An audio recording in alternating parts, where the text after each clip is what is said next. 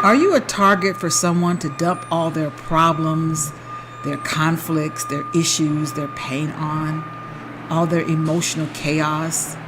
It's important to learn how to develop boundaries. I know many of you are like me, you love to help people, but you have to sometimes remember, you can't fix everybody, you can't help everybody, and you must learn to have boundaries so that you don't lose your mind and you don't take your eye off of your focus. People don't really mean to dump their garbage on you. They're just having a hard time and they don't know how to deal with the negative emotions that they're experiencing. They run around all day or all week or all month or all of their life just full of garbage, full of frustration, full of anger, and full of disappointment, full of hurt. And as their garbage piles up, they look for a place to dump it. And if you let them, they'll dump it on you. So when someone wants to dump on you, don't take it personally. Just kind of stop and ask yourself, Lord, give me some discernment. Pray for discernment. Pray that this is the right time and this is the right place and this is the right person. And also don't learn to dump on yourself. When memories of old failures pop up in your mind, old wounds, old hurts, old betrayals, a dysfunctional lifestyle, addiction, a painful childhood, a painful divorce, an overwhelming illness, remind yourself that you found a solution and that you did find peace, or at least remind yourself that you survived it. Calmly think of a plan when you are dealing with garbage that's coming up in your mind. If your mind keeps going back to those worries, remind yourself, I've already thought this through. Today, my time is better spent dealing with other things. Also, don't dump on other people. Even when you're tired or overwhelmed, you may be tired and overwhelmed, but make a commitment not to dump your stuff on other people. Find a safe place to deal with your feelings and recharge your energy. Become very aware of what toxic people do. They spread negativity, they criticize all the time, they waste your time, they're usually jealous, or they often play the victim role, that like they have no choice, they have no responsibility for the quality of their life. Sometimes they just act like they don't care. They could be self-centered and they could keep disappointing you.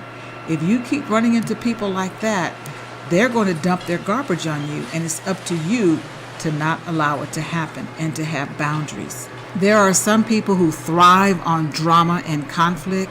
There are some people that are determined to play the victim role.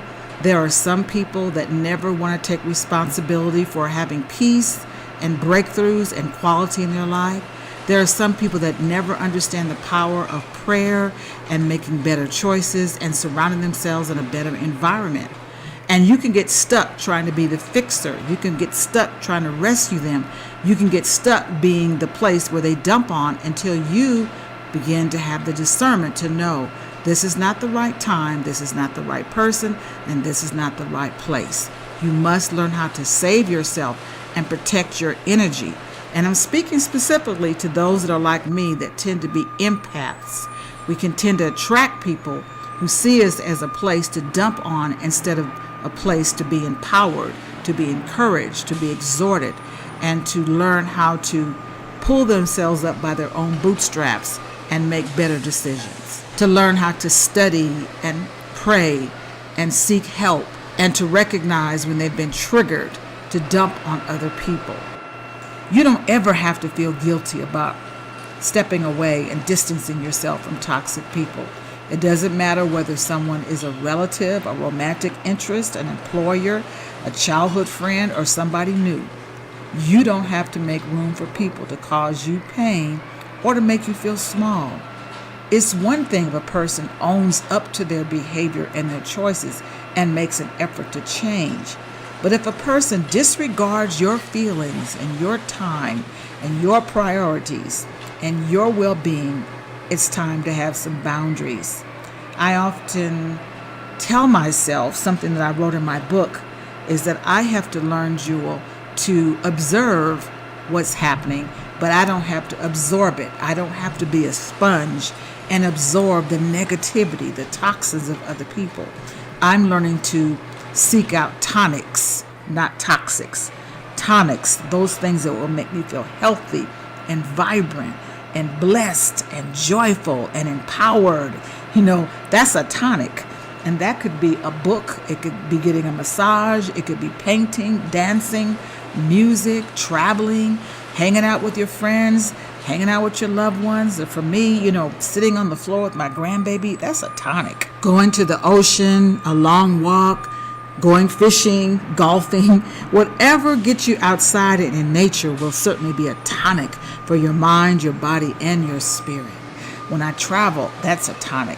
As I drink water and eat healthy foods, that's a tonic. As I learn to make time for a nap, a power nap, or just retreat and go someplace where it's quiet, that is a tonic. And I've learned the difference between what is toxic and what is tonic. I have learned the difference between observing what's going on and absorbing what's going on.